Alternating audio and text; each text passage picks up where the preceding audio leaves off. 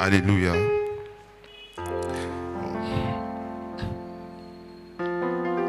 Matthieu chapitre 14, verset 22. Voilà. Matthieu chapitre 14, verset 22. La Bible déclare: aussitôt après, il obligea les disciples à monter dans la barque et à passer avant lui de l'autre côté pendant qu'il renverrait la foule. On est ensemble. Quand il l'eut renvoyé, il monta sur la montagne pour prier à l'écart. Et comme le soir était venu, il était là seul. La barque, déjà au milieu de la mer, était battue par les flots, car le vent était contraire. À la 4e veille de la nuit, Jésus alla vers eux, marchant sur la mer. Quand les disciples le virent marcher sur la mer, ils furent troublés et dirent: c'est un fantôme. Et dans leur frayeur, ils poussèrent des cris. Jésus leur dit aussitôt: rassurez-vous, c'est moi, n'ayez pas peur. Pierre lui répondit: Seigneur, si c'est toi, ordonne que j'aille vers toi sur les eaux. Et il dit: viens. C'est certainement cette partie qui constitue l'objectif de notre thème. Donc, et il dit: viens. Pierre sortit de la barque et marcha sur les eaux pour aller vers Jésus. Mais voyant que le vent était fort, il eut peur. Et comme il commençait à enfoncer, il s'écria: Seigneur, sauve-moi. Aussitôt, Jésus étendit la main, le saisit et lui dit: homme de peu de foi, pourquoi as-tu douté? Et ils montèrent dans la barque et le vent cessa. Ceux qui étaient dans la barque vinrent se prosterner devant Jésus et dire: tu es véritablement le Fils de Dieu. Amen. Merci Père pour ta parole. Enseigne-nous encore ce soir. Donne-nous de pouvoir comprendre cette profondeur de ta pensée afin que nous puissions la pratiquer au nom de Jésus-Christ. Amen. Alors, nous sommes en train de traiter certainement le dernier thème de notre enseignement.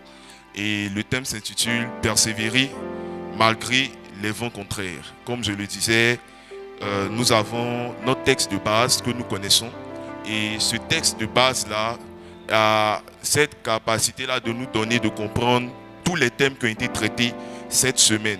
Cependant, pendant que nous sommes en train de clôturer, pendant que nous atterrissons, voilà, pendant que nous atterrissons, nous voulons relever un fait. Nous voulons relever une vérité assez profonde. Quelque chose qui est capital dans cet enseignement, dans cette offensive. Parce qu'on peut avoir parlé de tous les éléments. On a parlé de la foi, on a parlé de la voix de Dieu, on a parlé des signes ou des marques de la présence de Dieu. On a parlé de répondre à l'appel de Dieu malgré la tempête. On a parlé de plusieurs éléments, mais il y a un élément qui doit demeurer dans notre vie. Il y a un élément qui doit demeurer dans notre vie, c'est la persévérance. Alléluia. Alléluia. C'est la persévérance. Alors, ce soir, nous allons parler de ce thème. Nous allons toucher quelques aspects selon que le Saint-Esprit nous l'a mis à cœur et nous allons prier. Nous allons voir avec quelques textes bibliques comment est-ce que la persévérance a cette capacité-là de nous donner, d'avoir une marche chrétienne victorieuse. Est-ce que quelqu'un est là? Est-ce que quelqu'un est là? Je veux commencer doucement pour poser certaines bases avant que nous puissions vraiment toucher la pensée de Dieu. Lorsque nous voyons le texte que nous avons lu, comme je l'ai dit, à partir du verset 28 par exemple, on se rend compte que Pierre va demander au Seigneur de l'appeler. Pierre va demander au Seigneur: si c'est toi, ordonne que je vienne. Et certainement, Pierre va aller vers le Seigneur. La Bible déclare que Dieu va l'appeler. C'est-à-dire que Pierre avait une foi. Pierre avait cette base-là de la reconnaissance de la présence de Dieu, de la reconnaissance de la voix de Dieu. Pierre a entendu la voix de Jésus et Pierre est venu. Mais nous allons remarquer une chose. Nous allons voir que lorsque Pierre va marcher sur les eaux, la Bible va déclarer qu'il va regarder après les vents, la tempête, et il va s'enfoncer. C'est là en fait ce qui constitue l'idée de ce thème, persévérer malgré les vents contraires. Parce que nous pouvons être dans des situations où nous entendons la voix de Dieu, nous avons la foi, nous marchons, nous voyons Jésus, mais en fait, on n'a pas la capacité de demeurer ferme sur la parole que Jésus nous a donnée. On n'a pas la capacité de demeurer ferme pendant que nous marchons sur les eaux. Pourquoi? Parce qu'on a certainement vu Jésus. On a entendu la parole de Jésus. On a entendu l'appel de Jésus. Mais on a regardé autour de nous. On a regardé le vent. La Bible déclare, regardons. Quand nous lisons le texte, regardons. Regardons le texte de Pierre, Matthieu 14, verset 30, rapidement. La Bible déclare, mais voyant que le vent était fort, c'est-à-dire qu'il a entendu la voix de Jésus. Mais la Bible déclare, à partir du moment où il a regardé le vent, il a regardé la tempête, à partir de cet instant, la peur s'est installée, sa foi a commencé à être déstabilisée. Et Pierre, immédiatement, a commencé à s'enfoncer dans la mer. Donc nous devons avoir cette notion de la persévérance. Comme je le disais, c'est de cette partie de ce passage qu'est sorti notre thème, persévérer malgré les vents contraires. Les vents contraires, c'est quoi? C'est certainement les difficultés, les situations, les épreuves par lesquelles tu passes. Je ne suis pas en train de dire qu'on n'a pas entendu Dieu. Je ne suis pas en train de dire qu'on n'a pas vu Dieu. On n'a pas entendu la voix de Dieu. On n'a pas discerné la présence. En fait, on peut avoir réuni tous ces éléments, mais si comme Pierre, on s'attache sur le vent contraire, on va finir par enfoncer. Et l'Esprit m'a fait comprendre que c'est malheureusement l'une des choses qui nous fatigue en tant que chrétiens. C'est que nous sommes dans des environnements où nous avons la présence de Dieu. Le nom de cette église est assez particulier. Temple Emmanuel, ça veut dire Dieu avec nous. Donc nous avons la présence de Dieu. Mais ce qui fait le problème, c'est qu'on n'arrive pas à persévérer. Alors j'ai essayé de regarder un peu, quand on parle de persévérance, j'ai compris qu'il y a 3 notions en matière de persévérance. J'ai compris qu'il y a 3 notions. Avant de pouvoir toucher ces 3 notions, regardons Luc 18, verset 8. Qu'est-ce que la Bible déclare dans Luc chapitre 18, le verset 8? Luc chapitre 18, le verset 8. On dit, je vous le dis, il leur fera promptement justice. D'accord? Mais quand le Fils de l'homme viendra, trouvera-t-il la foi sur la terre? C'est un texte qu'on a déjà entendu, qu'on a déjà étudié. Mais la Bible déclare, quand le Fils de l'homme reviendra, quand Jésus reviendra, trouvera-t-il la foi? La question, elle est pertinente. La question, elle est profonde. La question, elle relève de toute la pensée de Dieu.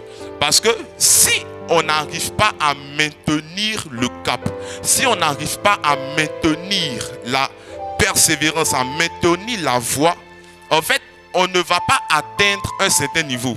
On ne va pas voir la manifestation de Dieu comme on s'y attend. C'est quoi la persévérance? Comme je le disais, en étudiant un peu plus profondément, j'ai vu 3 notions particulières de la persévérance. Dans la vie générale, c'est même pas dans la définition biblique déjà. Dans la vie générale, j'ai vu 3 définitions de la persévérance. Je vais vous les donner. La persévérance, premièrement, c'est une attitude de patience.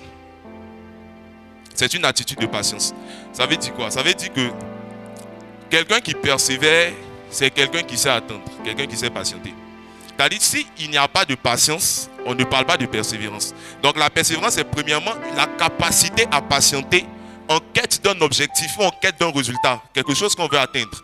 Lorsque tu te mets dans cette posture, tu commences à entrer ou tu commences à manifester l'attitude de la persévérance. Le deuxième élément que j'ai trouvé, c'est que la persévérance, c'est cette capacité à demeurer ferme. À demeurer ferme, à être constant.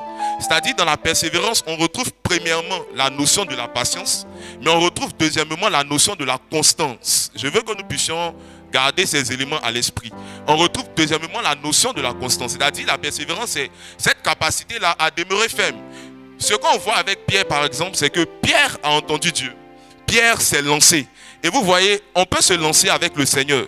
Mais si on oublie ce qui nous a donné de nous lancer dans cette marche avec Dieu, on va finir par tomber. Ce n'est pas parce que tu as commencé avec Dieu que tu vas forcément finir avec Dieu. Ouais. Dans le livre d'Apocalypse chapitre 1, Jésus dit, je suis l'alpha et l'oméga, le premier et le dernier. Cette précision n'est pas obligée d'être faite. Parce qu'on se dira que si Dieu au commencement, il est obligé d'être à la fin. Cependant, on peut se rendre compte que dans les 7 églises d'Asie mineure, lorsque Jésus parle, il va dire, je me tiens à la porte, je frappe. Ou encore, il va dire, je connais tes œuvres, je connais ta puissance, mais pourquoi est-ce que tu as peu de foi? Ou encore, la parole n'est pas demeurée en toi. Quand nous lisons même le livre de Galates, il déclare que vous avez si bien commencé, pourquoi vous êtes-vous arrêté aussi bon chemin? Parce que tout simplement, il y a possibilité de commencer sans pourtant finir avec Dieu. Donc, la caractéristique de tout chrétien, c'est la constance, normalement. Voilà pourquoi Jésus dit dans Luc 18, verset 8, si je reviens, est-ce que je vais trouver encore la foi? Ils ont commencé avec la foi, mais ils n'ont pas certainement fini avec la foi. Donc quand on parle de persévérance, comprends que premièrement on te parle de patience, on te parle de constance, mais l'une des choses qui me plaît très sérieusement, c'est que la persévérance, c'est l'action de résister. C'est une résistance, c'est une persistance. C'est en fait le caractère des gens qui sont quelque part durs. Écoutez, lorsque Dieu parle à Jérémie, dans le livre de Jérémie chapitre 1, Dieu va lui dire, je te donne la capacité de détruire, d'abattre, de construire. Quand nous regardons Jérémie chapitre 1 du verset 1 jusqu'au verset 10, je n'avais pas donné ce texte, mais je veux vous le donner pour que nous puissions avoir une compréhension basique. On va voir que Dieu va dire une chose à Jérémie. Dieu va dire à Jérémie, je vais rendre ton front dur. Parce que lorsque nous voulons aller loin avec Dieu, Dieu connaissant la route, Dieu connaissant le chemin de nos destinées, il sait que ce ne sera pas facile, il y aura des obstacles.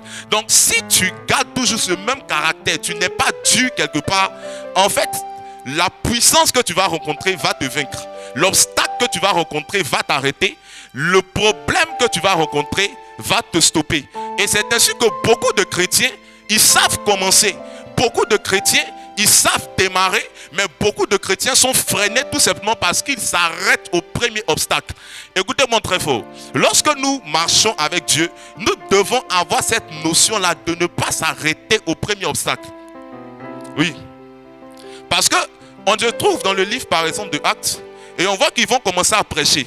En même temps, ils finissent de prêcher, de guérir les malades. Le souverain sacrificateur, le Sanhédrin et autres, ils vont les arrêter afin de les battre. Je vous parle des apôtres dans Actes chapitre 3 et Actes chapitre 4. Donc, s'ils devaient s'arrêter parce qu'on les avait battus, on n'allait pas avoir la suite de l'histoire. On n'allait pas avoir la suite du ministère. On n'allait même pas certainement avoir la suite de l'église parce que des gens se seraient arrêtés au chapitre 3 de leur histoire. Pendant que Actes est censé faire 28 chapitres. Je te pose la question ce soir. Est-ce que tu t'es arrêté au chapitre 3 de ta vie? Est-ce que tu t'es arrêté au chapitre 4? Parce que tout simplement tu as vu un premier problème. Parce que tout simplement tu as vu un premier obstacle. Tu as vu un premier blocage. Est-ce que tu t'y es arrêté? C'est cette notion qui fait que parler de persévérance regroupe les 3 points. La patience, la constance et la fermeté ou encore la dureté. La persistance. Ça, c'est la notion même générale, comme je le disais tout à l'heure. Mais quand j'ai regardé encore plus en profondeur, dans le sens biblique, je me suis rendu compte que la persévérance regroupe une attitude, ce qu'on appelle la résilience. On n'aura pas le temps de lire ce texte. C'est Luc 18, versets 1 à 8. Le premier verset dit, Jésus leur donna cette parabole afin de leur montrer qu'il faut toujours prier et ne jamais se relâcher. Mais quand on regarde, on parle de la parabole du juge inique et de cette femme. Le juge inique et cette femme, c'est-à-dire cette femme qui a certainement... La Bible déclare même que ce juge-là, il ne craignait pas Dieu. Il n'avait en fait aucune notion de tout ce qui est crainte de l'éternel, de la loi de Dieu. Il n'avait que faire de ça. Mais cette femme s'est dit, il n'y a que lui pour me rendre justice. Donc il faut que par ma foi, mais surtout par ma persévérance, par ma persistance, par ma constance, par ma dureté, je continue de frapper à sa porte jusqu'à ce que j'ai gain de cause. C'est ça en fait l'effet de la persévérance. Donc lorsque nous parlons de persévérance, comprends que ce n'est pas parce que premièrement tu as marché sur les eaux que les eaux ne vont pas t'enfoncer à un moment donné.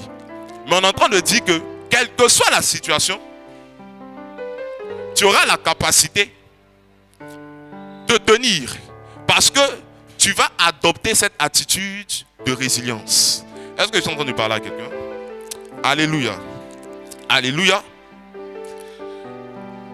C'est un élément très important parce que quand nous regardons tous les exemples bibliques des patriarches, Hébreux chapitre 11, si on veut, on se rend compte que chacun d'entre eux ont eu à manifester cela. On parle de comme étant des héros de la foi, des héros, hein? Pas des héros, hein? Des héros de la foi. Mais on comprend que ces derniers-là ont manifesté la persévérance. On va le lire tout à l'heure dans Hébreux 10 et Hébreux 11. Ces derniers-là ont manifesté la persévérance. Si par exemple Abraham n'était pas persévérant, Abraham se disait, sinon allait certainement se dire, parce que c'est l'Éternel qui m'a parlé, je suis sorti de la maison de mon père, je lui ai obéi.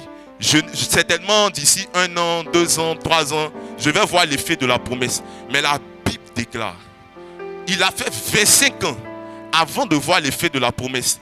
Et il n'y a eu que l'apôtre Paul, dans le livre de Romains plus tard, pour nous faire comprendre que Abraham a espéré contre toute espérance. Donc c'est-à-dire que la persévérance, c'est cette capacité-là à dépasser tout ce qui est probabilité.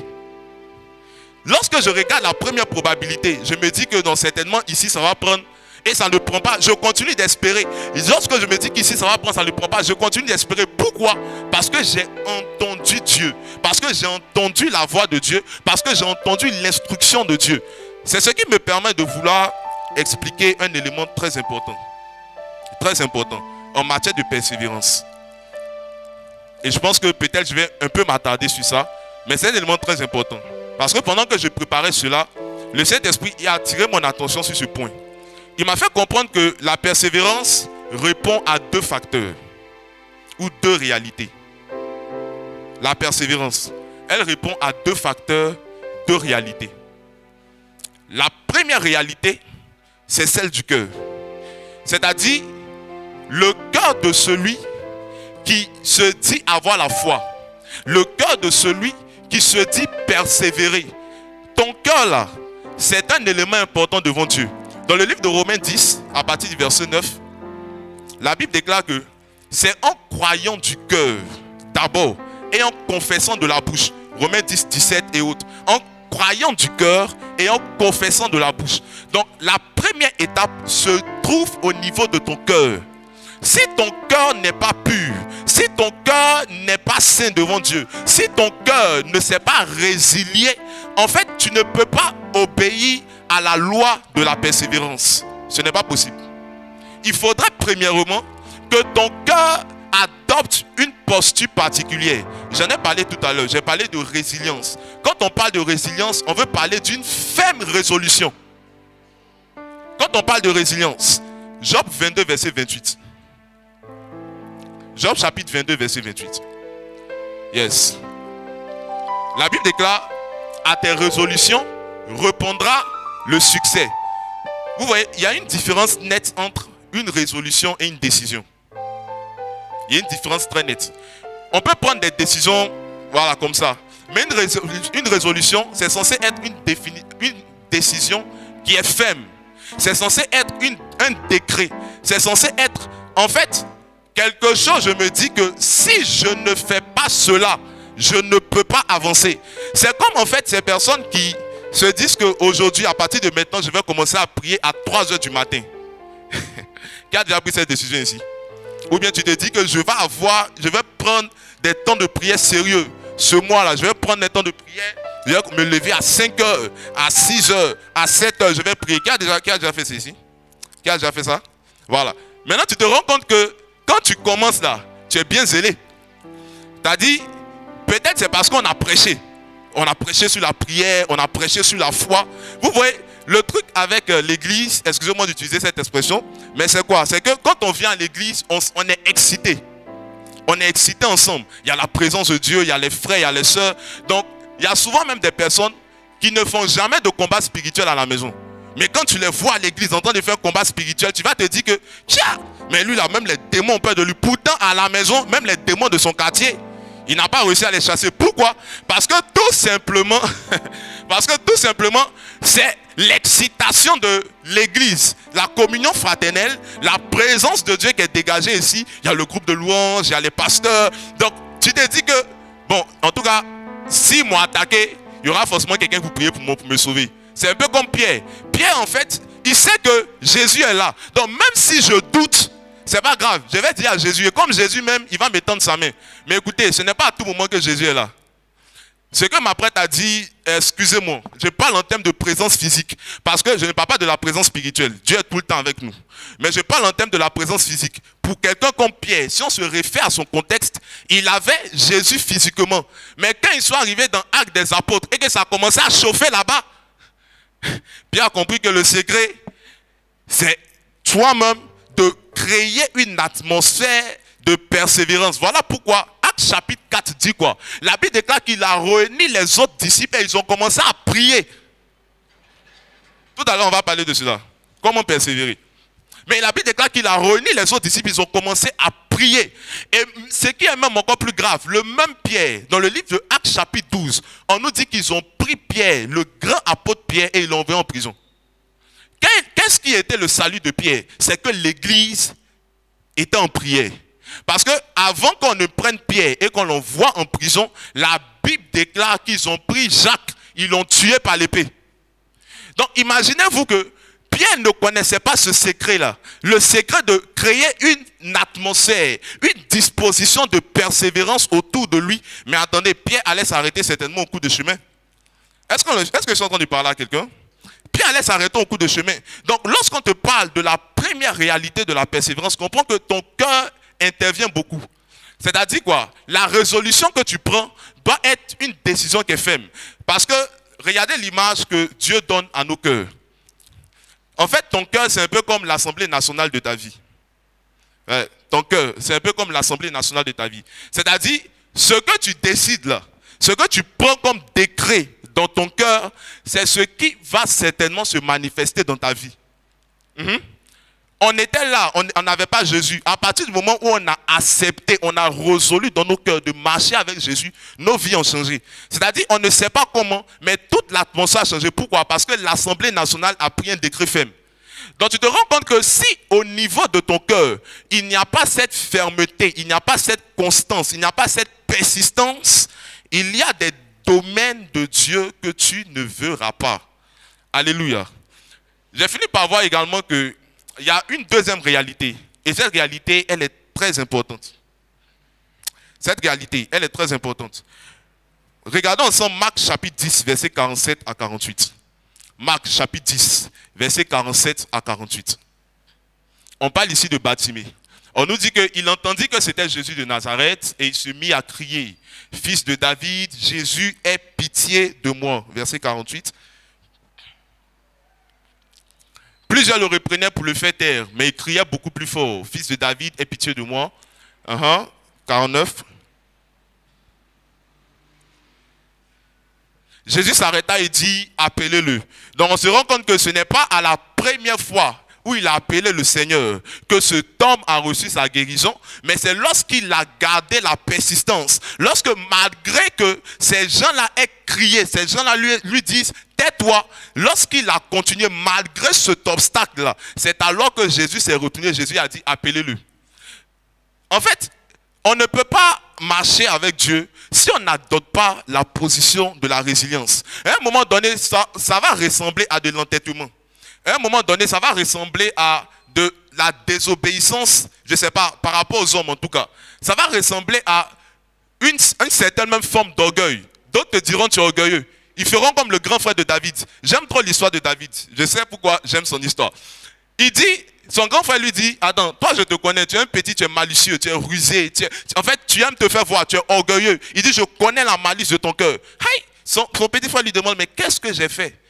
Qu'est-ce que j'ai fait? Pourquoi est-ce que tu me regardes? Pourquoi est-ce que tu dis de telles paroles de moi? Tout simplement parce que le jeune a résolu en son cœur d'aller combattre Goliath.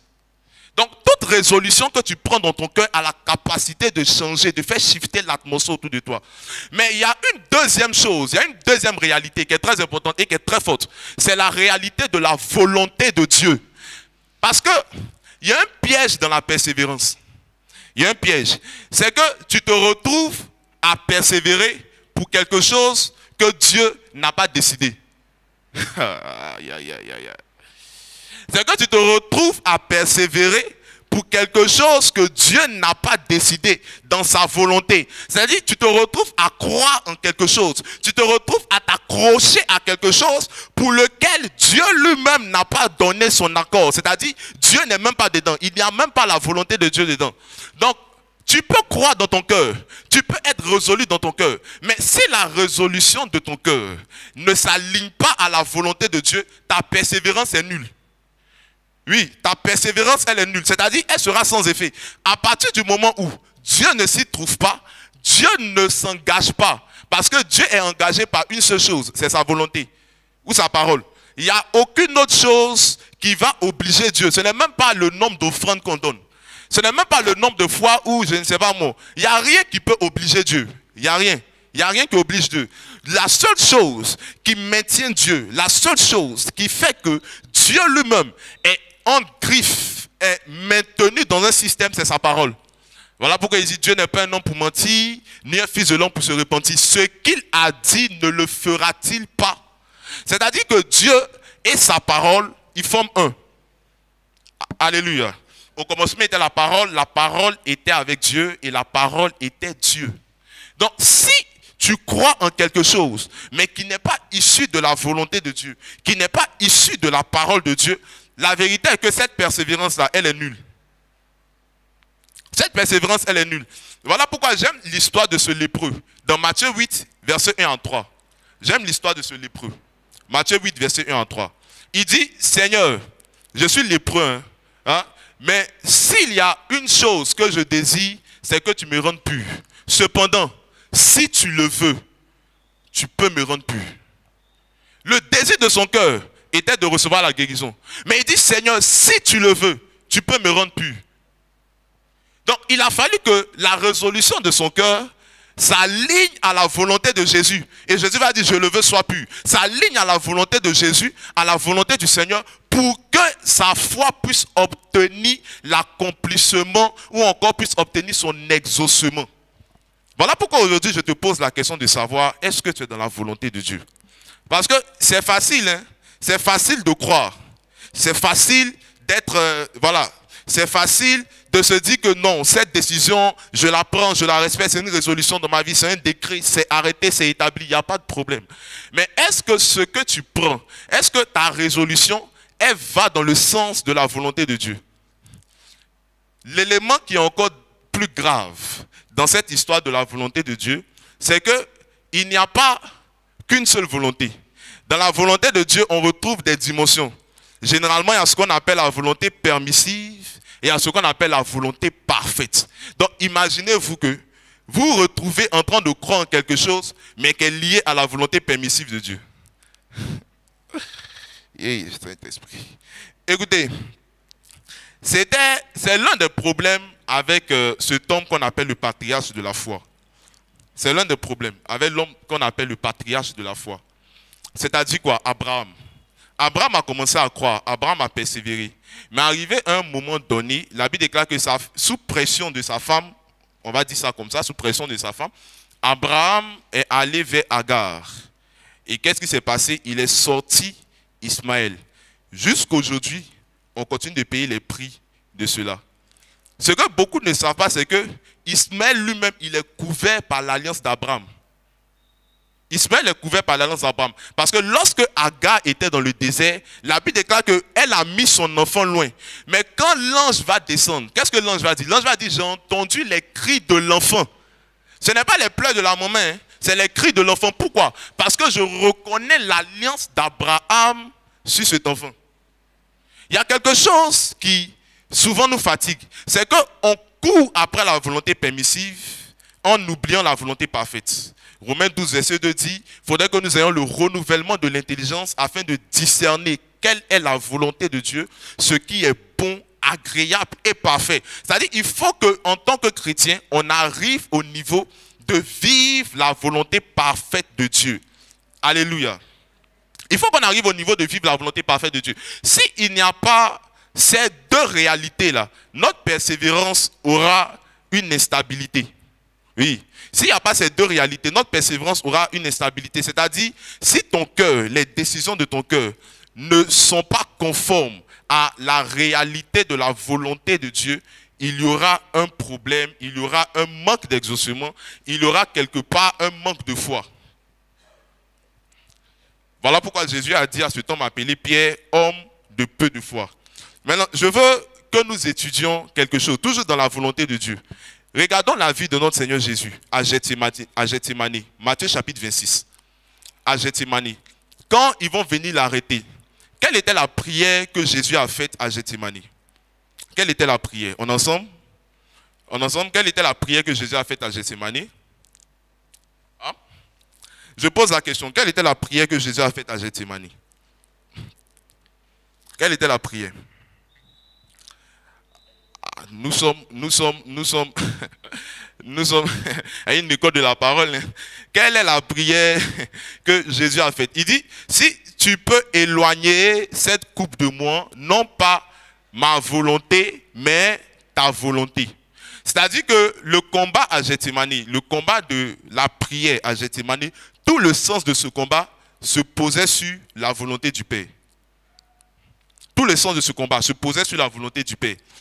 Mais quand on s'arrête là, on va penser que Jésus a fait cette prière-là de façon banale. C'est quand on avance et on se rend compte qu'au moment de son arrestation, à Gethsémani même, la Bible déclare que Jésus va, sinon l'un des disciples de Jésus va faire sortir son épée. Il s'appelle comment? Il s'appelle Pierre. Il va faire sortir son épée pour couper l'oreille du serviteur, du sacrificateur, qui s'appelait Malchus. Il va couper son oreille. Et il va prendre, Jésus va prendre et il va guérir. À Gethsémani, hein. Maintenant, regardez ce que Jésus va dire. Jésus va dire, en fait, tu sais, tu es en train de mener le mauvais combat. Parce que moi, j'ai déjà mené le bon combat. C'était le combat de la volonté de Dieu. Et je sais que à ce niveau-là, si je demande à mon Père, il est capable d'envoyer 12 légions d'anges. Je suis capable de demander à mon Père qu'il va envoyer 12 légions d'anges. Mais pourquoi Jésus ne fait pas ça? Pendant que lui-même, il est en train de dire, Seigneur, non pas ma volonté, ta volonté. Parce que Jésus savait que à ce instant précis, ce n'était pas la volonté du Père d'être délivré de cette coupe. Je ne sais pas si quelqu'un me comprend. À ce moment précis, ce n'était pas la volonté du Père d'être délivré de cette coupe. Donc, tu peux avoir la foi, hein, mais est-ce que ta foi, la déclaration de ta foi, la déclaration de ta persévérance, l'attitude de ta persévérance correspond à la volonté de Dieu? C'est une chose qui monte fortement dans mon cœur. Oui, c'est une chose qui monte fortement dans mon cœur pour l'Église. Parce qu'on se retrouve à prendre des décisions, on se retrouve à faire des choses, à poser des actions, mais qui sont hors de la volonté divine.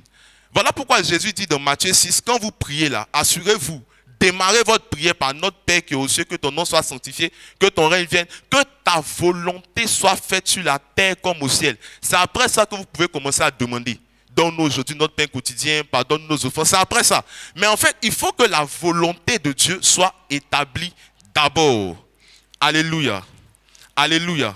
Alléluia. J'espère que nous comprenons ensemble cette notion de persévérance selon la Bible. J'espère que nous la comprenons ensemble.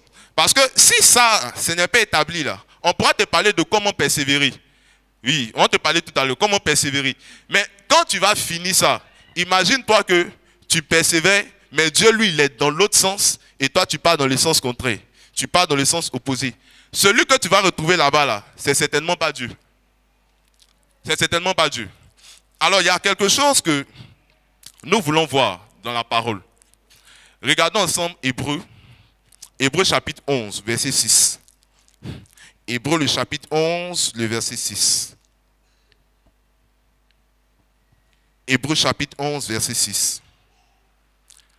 Or, sans la foi, il est impossible de lui être agréable. Car il faut que celui qui s'approche de Dieu croit que Dieu existe et qu'il est le rémunérateur de ceux qui le cherchent. D'accord. J'ai une question à poser à ce stade.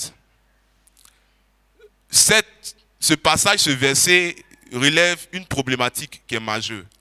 On nous dit, il faut que celui qui s'approche de Dieu croit que Dieu existe. Ça, c'est quelque chose qui est bon, qui est établi.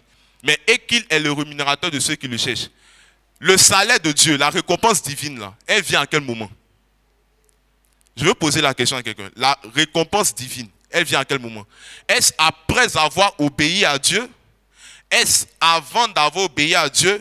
Est-ce une semaine après avoir obéi à Dieu? Est-ce 2 semaines? En fait, quel est le temps dans lequel on peut définir que c'est ici que Dieu est en train de nous récompenser? C'est ici que Dieu est en train de récompenser notre foi, notre persévérance. À quel moment? Quand on lit la Bible, on se rendra compte qu'il n'y a pas de temps défini. Parce que Dieu lui-même dit, la prophétie, elle marche vers son thème. Voilà, si elle tarde, attends-la. Donc tout ce que je te demande à toi, garde la foi, patiente, sois persévérant. Attends-la, Habakkuk chapitre 2. Attends-la. Je ne te donnerai pas un temps précis. Je ne te donnerai pas un délai fixe. Je ne te donnerai pas une durée précise. Mais je te donnerai simplement la notion de la patience. Je te dis simplement, attends. Je fais comme à Abraham. Je te dis, attends. Je te demande de sortir de la maison de ton père dans le pays que je vais te montrer, mais je te demande d'attendre.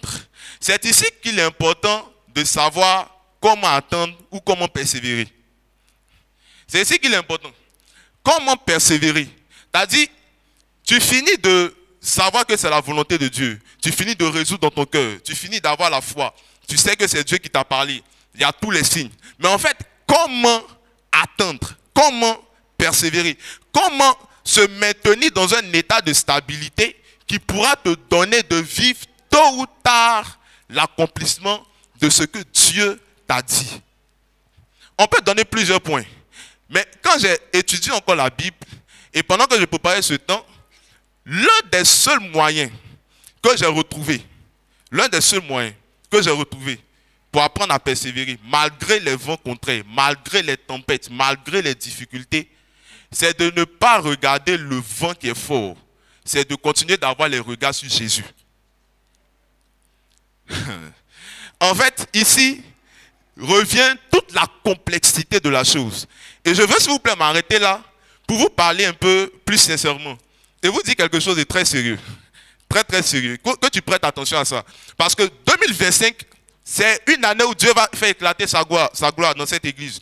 2025, c'est une année où Dieu va se glorifier, Dieu va se manifester. Mais en fait, si on n'a pas la capacité de garder les regards sur Jésus,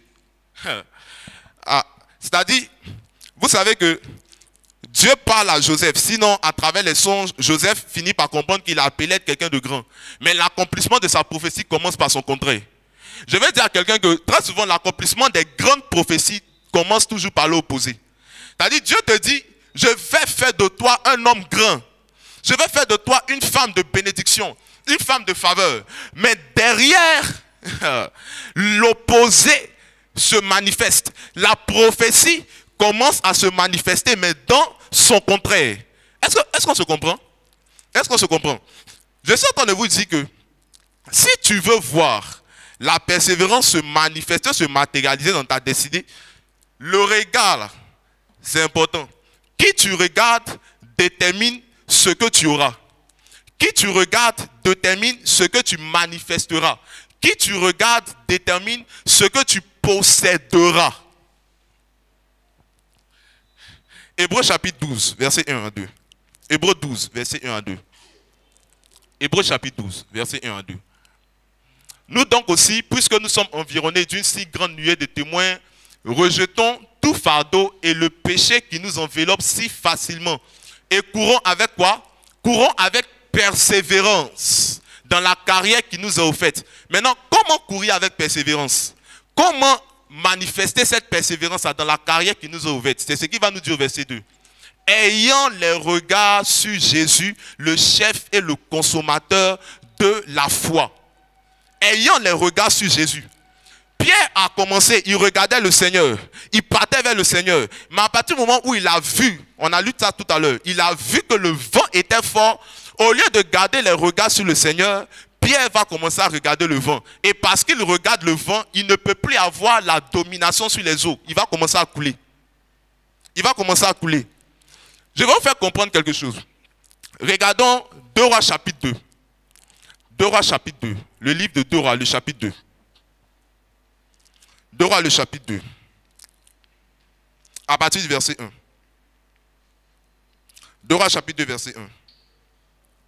Lorsque l'Éternel fit monter Élie au ciel, dans un tourbillon, Élie partait de Gilgal avec Élisée. Prêtons bien attention au texte. Hein. Allons-y. Élie dit à Élisée, reste ici, je te prie, car l'Éternel m'envoie jusqu'à Béthel. Élisée répondit, l'Éternel est vivant et ton âme est vivante. Je ne te quitterai point. Et il descendit à Béthel. Verset 3.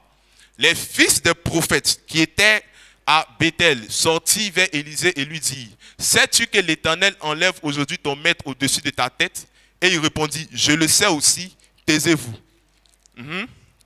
Élie lui dit, reste, Élie lui dit encore, c'est-à-dire, il y a deux catégories de personnes qui lui parlent. Des prophètes établis, des gens qui voient, des gens qui entendent Dieu, des gens qui connaissent le Seigneur. Élie lui-même qui fait descendre le feu, il dit à son fils, Élisée lui dit, reste ici. Les fils, Élisée va lui dire, non, il n'y a pas de problème, je peux faire marcher avec toi. Il n'y a pas de souci. Mais une autre catégorie de personnes va parler. Les fils des prophètes, ils vont lui dire, reste ici parce que certainement aujourd'hui l'Éternel est en train d'enlever ton maître au-dessus de ta tête. Élisée va rester, il va garder la résilience. Élisée va manifester la persévérance.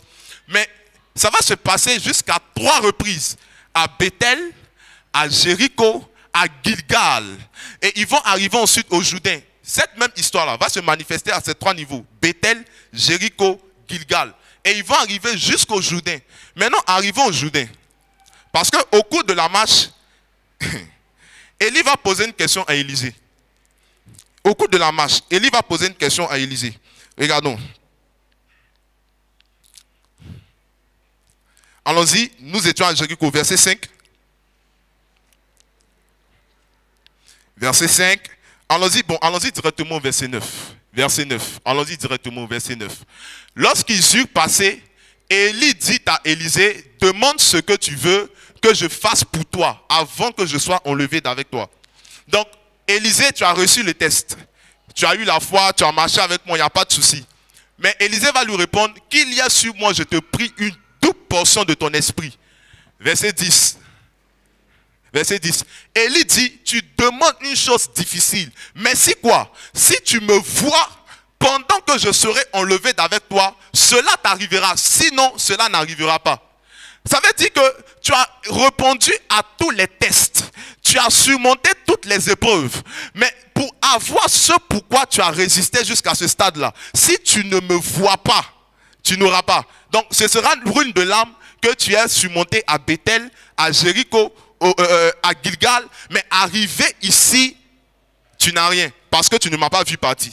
Et ces tests-là, quand on le lit facilement. Mais écoutez, quand Élie est monté dans un tourbillon. Qui parle de tourbillon veut dire qu'il y a la poussière, il y a du vent. C'est-à-dire que Élisée était obligé de garder ses yeux ouverts malgré la poussière. Élisée était obligé de garder les yeux ouverts malgré le vent. Est-ce que toi, tu as la possibilité de faire ça? Tu as dit, il y a la poussière. Voici, actuellement, nous sommes dans une petite période de poussière actuellement dans matin, ici, là. Voici, nous tous, on est grippés, c'est compliqué, on ne voit plus. Il y a d'autres mecs qui refusent de venir à l'église, qui refusent de sortir. Tout simplement parce que ouvrir les yeux, avoir les yeux ouverts, concentrer ton regard sur Élie, c'est un exercice. C'est un exercice. Ça peut paraître facile, mais c'est un très grand exercice. Comment persévérer malgré les vents contraires? C'est lorsque le vent est fort, il y a la poussière, il y a la tempête, il y a toute situation, mais tu conserves tes regards sur Jésus. Tu conserves tes regards sur Jésus. Comment arriver à conserver tes regards sur Jésus? C'est simple. C'est simple. La prière, la parole et l'adoration sont 3 éléments nécessaires et indispensables. La prière, la parole et l'adoration. La prière, la parole et l'adoration. La prière, la parole et l'adoration. Si tu as ces 3 éléments, tu réussis à les combiner. Je t'assure, tes regards vont se fixer sur le Seigneur et tu réussiras à voir l'effet de la promesse. Alléluia. Psaume chapitre 121. Psaume chapitre 121. Cantique des degrés. Je lève mes yeux vers les montagnes, d'où me viendra le secours. Le secours me vient de l'Éternel qui a fait les cieux et la terre. On connaît tous le texte, on peut le lire. Mais il demande d'abord, il dit d'abord, je lève mes yeux vers les montagnes. C'est-à-dire que je suis dans une situation où j'ai besoin de secours, j'ai besoin d'aide. Je ne regarde pas les sapeurs-pompiers, je ne regarde pas les policiers, je ne regarde pas les hommes en fait, mais je regarde l'Éternel qui se trouve dans les cieux, afin que mon secours vienne de l'Éternel qui a fait les cieux et la terre. Tant que nos regards sont fixés sur Jésus, il y a des choses qui seront impossibles de nous arriver. Il y a des malheurs qui ne vont pas nous arriver. Il y a des déceptions qui ne vont pas nous arriver. Il y a des tristesses qui ne vont pas nous arriver parce qu'on a nos regards sur Jésus. Quand ton regard est fixé sur Jésus, tu comprends que à ce stade-là, malgré la difficulté de la situation, mon Rédempteur est vivant, il se lèvera toujours en ma faveur. Hébreux 10, verset 36. Pendant que je suis en train de clôturer, je veux que nous puissions voir cela. Pendant que nous sommes en train de clôturer, regardons Hébreux 10, verset 36. Hébreux 10, verset 36. Regardons, Hébreux 10, verset 36. Je veux parler à quelqu'un qui se trouve dans cette salle. My God. Je veux parler à quelqu'un qui se trouve dans cette salle et qui se retrouve contre un mur. Tu te retrouves contre un mur. Tu es en train de prier pour ta famille. Et tu pries pour ta famille, mais jusqu'à présent, tu ne vois aucun changement. Ce n'est pas un sujet de prière que tu as démarré, ça fait un jour, ça fait 2 jours. Même dans ces temps d'offensive, tu pries. Et tu es en train de prier pour ta famille, mais tu ne vois visiblement aucun changement. L'Éternel me charge de te dire par sa parole que tu gardes les regards fixés sur lui. Garde les regards fixés sur lui et lui seul. Garde les regards fixés sur lui et lui seul. Je ne sais pas pourquoi je suis en train de donner ce message, mais je veux parler à quelqu'un. Je veux parler à quelqu'un. En même temps, le Saint-Esprit me convainc de le dire ici. Le Saint-Esprit me convainc de le dire ici. Il y a un esprit de mort, une vague de mort qui s'est déclenchée dans la famille de quelqu'un. J'espère que pendant qu'on va prier, tu vas vraiment prendre le temps de prier le Seigneur. C'est important, ce qu'ils sont en train de te dire. C'est vraiment important. Mais le Seigneur dit que depuis le ciel, il a déjà mandaté la solution. La solution pour toi. Le problème est que tu n'arrives pas à suffisamment conserver tes regards sur Jésus, mais tu regardes les difficultés financières actuelles, tu regardes les difficultés, en fait, les circonstances autour de toi, et cela te voile les yeux. Tu ne vois pas ce que Dieu est sur le point de faire, alors que Dieu est sur le point d'agir de façon glorieuse et il veut démontrer sa gloire dans ta vie et dans celle de ta famille. Je veux donner ce message. Regardons donc Hébreux 10, verset 36. Que le Seigneur vous bénisse si vous avez vraiment reconnu ce message. Hébreux 10, verset 36. Je suis en train de conclure. J'ai déjà parlé de comment persévérer. Il faut avoir les regards sur Jésus. Maintenant, regarde. Car vous avez besoin de persévérance. Afin qu'après avoir accompli quoi? La volonté de Dieu. Voilà pourquoi je disais que persévérer et volonté de Dieu, c'est 2 choses qui marchent ensemble. Même la Bible le montre. Afin qu'après avoir accompli la volonté de Dieu, vous obteniez ce qui vous est promis. Ça veut dire que ça m'est promis. C'est une promesse que Dieu m'a faite. Mais si je n'ai pas persévéré, si je n'ai pas gardé la volonté de Dieu, je ne vais pas obtenir cela. Je ne vais pas obtenir, malgré que c'est une promesse qui m'a été faite. Malgré que c'est une promesse qui m'a été faite. Tu te rends compte que la persévérance joue un rôle capital dans ta vie en tant que chrétien. Je nous encourage à persister, à persévérer. Tant que nous savons que Dieu est dans ce que nous faisons, tant que nous savons que Dieu est dans notre vie, je nous encourage à persister, à résister, à aller jusqu'au bout, à ne pas s'arrêter. Il y a une expression en anglais qui me plaît beaucoup. On parle de push. Push en anglais veut dire pray until something happens. Ça veut dire quoi? Prier jusqu'à ce que quelque chose arrive. Je pourrais dire persévérer jusqu'à ce que la promesse arrive. Persévérer jusqu'à ce que la gloire de Dieu se manifeste. Il faut que nous gardons la persévérance. Alléluia. Alléluia. Est-ce que tu peux prier le Seigneur s'il te plaît? Est-ce qu'on peut se tenir debout? Nous allons prier.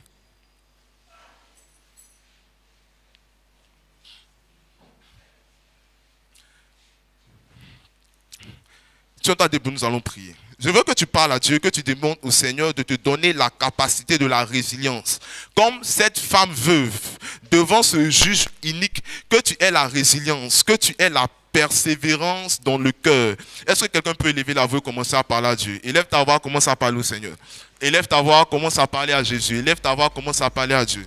Élève ta voix, commence à parler.